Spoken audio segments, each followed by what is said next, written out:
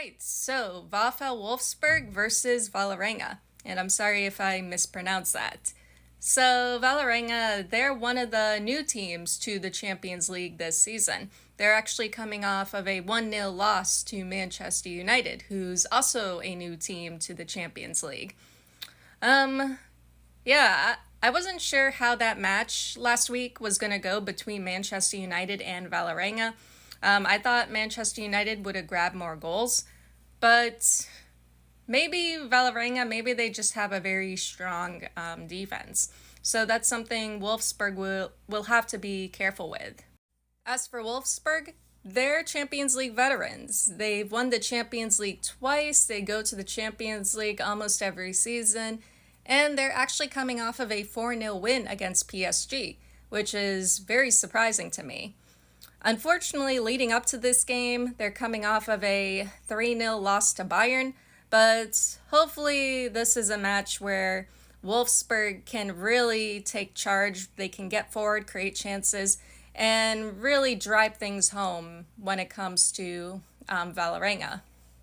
However, Wolfsburg shouldn't underestimate Vålerenga because Vålerenga could challenge Wolfsburg in a different way. Because the thing is, let's say Wolfsburg does have total possession and total control. This would put Vålerenga on the defensive. And a team that's forced to be on the defensive is not going to be easy to break through. They're probably going to lock things down a little more.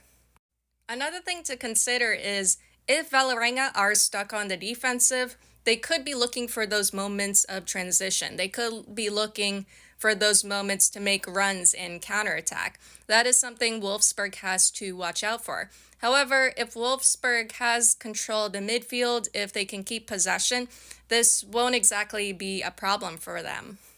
There's also the possibility that Vålerenga could very well be an attacking team like Wolfsburg.